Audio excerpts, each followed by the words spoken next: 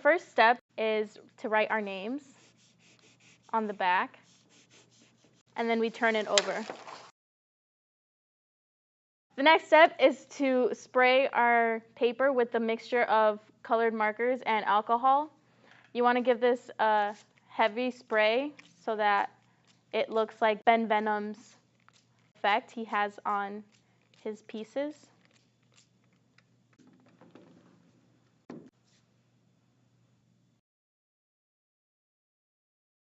The next step we want to do is create 4 compositional sketches of what we want to make on our final. I'm going to go through and circle some of the objects and symbols that I feel like I can work the most off of. I circled the eagle because I feel like that is very important to my family and its traditions. I'm also going to circle the lightning bolt. I chose that because of the interest I have in fast-paced music. I'm also going to circle the lipstick because I love doing makeup.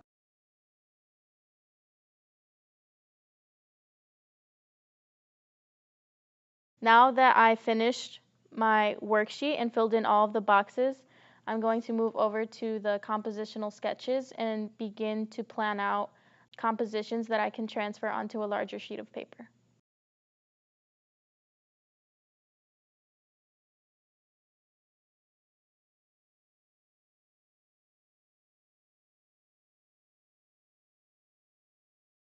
My first sketch has 3 objects in it. It has the lightning bolt, the eagle, and the lipstick. All 3 are relatively the same size. The problem with that is we want to create a hierarchy of scale, which means you need small, medium, and large objects in order to have a dynamic composition.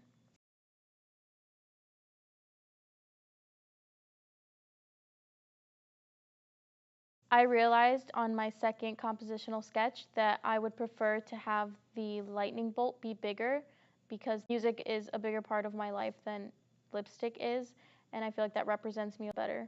I also want to point out that I did have hierarchy of scale. I did have a large and then medium objects, but it still doesn't create a dynamic composition. There really isn't effective movement. It doesn't really show any movement in the way that these items are placed. So on my third sketch, I'm going to try and balance it out.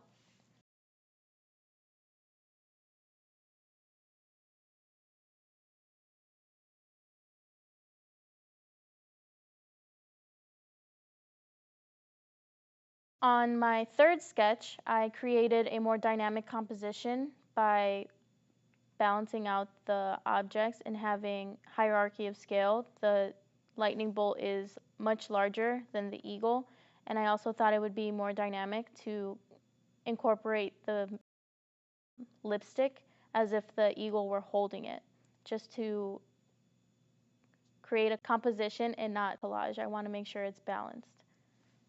I also added these, what I call power lines, to emphasize the placement of my objects. On my fourth sketch, I think I'll try and add something to the top corner just so it balances out.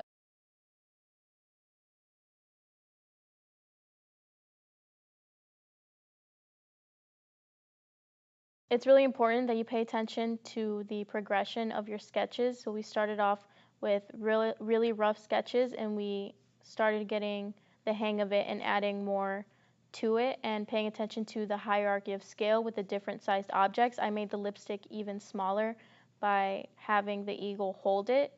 And then I incorporated these power lines to emphasize the movement and the balance of the composition. I also added these lips. These are the representation of my 4 sisters. Again, we're making it personal. It's symbolic to ourselves. And these 4 lips, I made them the same size so that it could balance out with the larger lightning bolt in the corner. I also want to pay attention to the way that I overlap my objects. That also creates a more dynamic composition and it's more interesting to the viewer.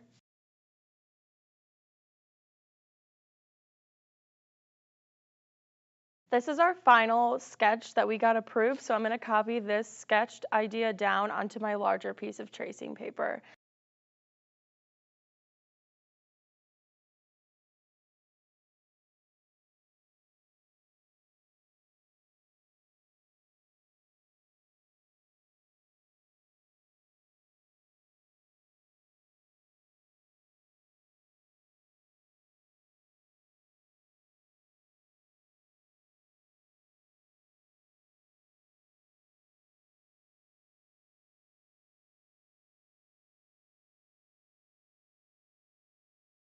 You want to make sure when you're drawing on your tracing paper that you take time because we are going to be copying this directly onto our pattern paper.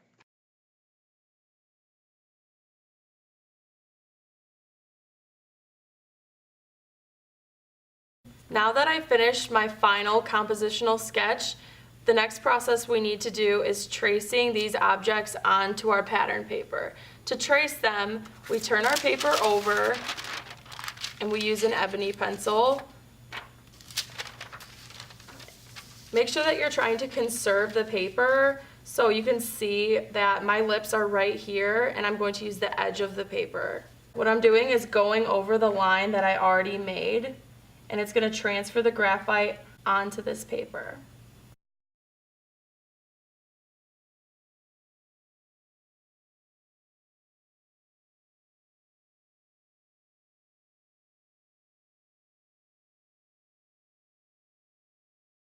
First lips that I drew onto the side of the paper that I wanted to use, and that's actually a mistake. What you should be doing is turning your paper over and using the back, and there might be a pattern on the other side of the pattern paper that you're using, but for this one it just so happened to be white.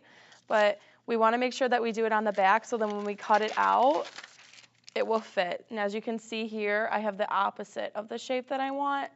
So for the rest of the lips, I've started tracing them onto the back.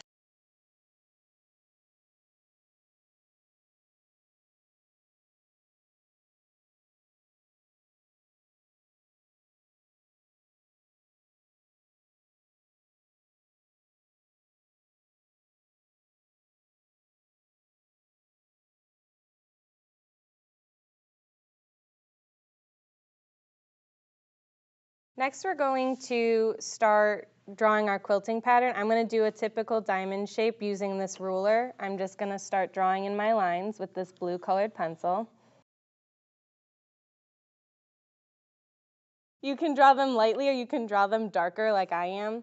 You can also make different shapes like Ben Venom did. Ben Venom made a spider web in one of his pieces.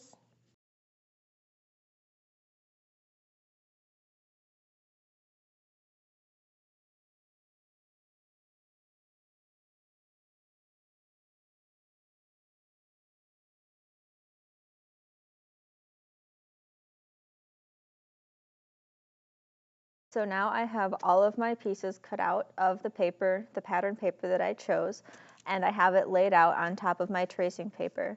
Now I'm going to glue it onto the final piece of paper that we drew our lines on to represent the quilting like Ben Venom does, and that we added sprayed alcohol to add some more texture in the background.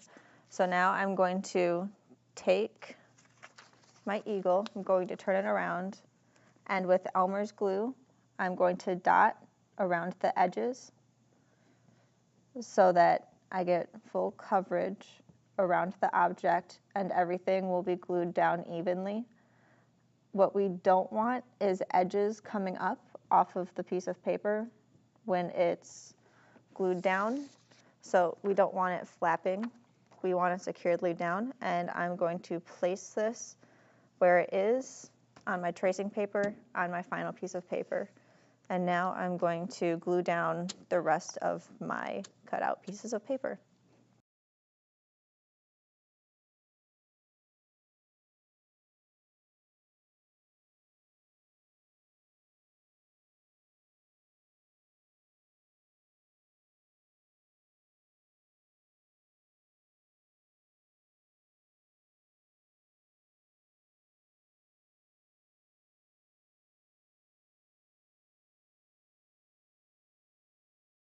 So we're going to use the fabric markers to add highlights and details to different objects. So I'm going to begin to outline my lips.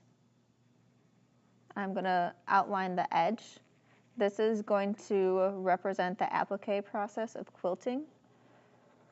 As you saw in Ben Venom's works, he outlined a lot of his bigger objects with colorful stitching to make them pop out more from his composition. And we're using that same technique with these fabric markers. As you can see, when I'm doing the lips, I'm adding in the inner details. So I'm adding where the lips would meet together. And now I'm just going to go through and add all my details into my composition.